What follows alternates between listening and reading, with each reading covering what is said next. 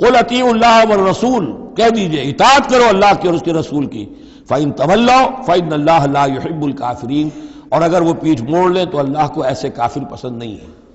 یہ دو آیتیں اس اعتبار سے بڑی اہم ہیں کہ اس میں رسول کے لیے دو الفاظ آئے ہیں، اطاعت اور اتباع۔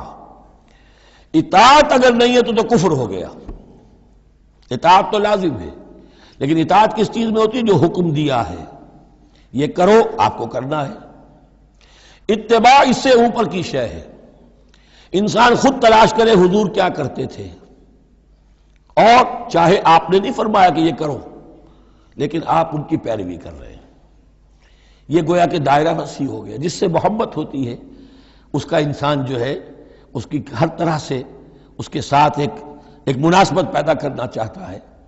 کیسا لباس اس کا ہے ویسا ہی لباس اپنا بنائے، کیا چیزیں اس کو پسند ہیں کھانے میں وہی چیزیں خود بھی کھائے اور پسند کرے۔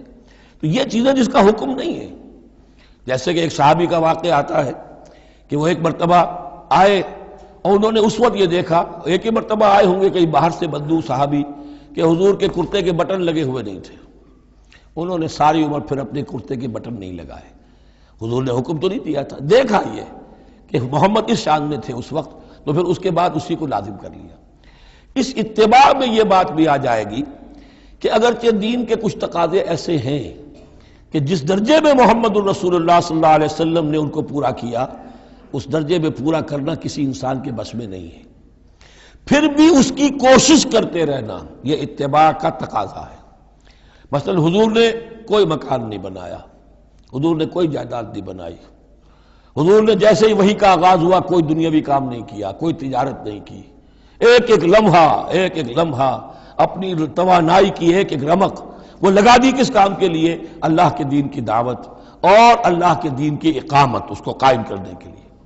اب سب کے لیے تو اس مقام تک تو پہنچنا مشکل ہے، لیکن یہ کہ آئیڈیل یہ رہے، اسی کی طرف انسان چلنے کی کوشش کرتا رہے، میکسیمم جتنا بھی اپنا وقت فارغ کرے، اپنے وسائل فارغ کرے اور لگائے اس کام کے اندر، تو اتباع کا جو ہے کم سے کم تقاضا اس وقت پورا ہوگا۔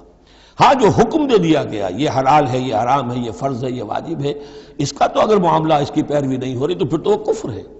لیکن اتباع اگر آپ کر رہے ہیں تو اتباع جو ہے وہ پھر اللہ کا محبوب بن جانا ہے۔ اگر تم اللہ سے محبت کرتے ہو تو میرا اتباع کرو، میری پیروی کرو، دیکھو میں کیا کر رہا ہوں، میرے کیا شب و روز ہے، کن کاموں میں میری توانائیاں لگ رہی ہیں، کیا دلچسپیاں ہیں میری دنیا کے اندر، ان چیزوں کے اندر تم میری پیروی کرو۔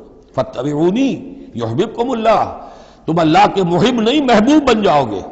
واللہ غفور الرحیم، اور اللہ غفور الرحیم ہے۔ باقی دوسرا درجہ جو نچلا ہے، قل اطیعوا اللہ والرسول، اطاعت تو اللہ اور اس کے رسول کی کرنی ہی کرنی ہے۔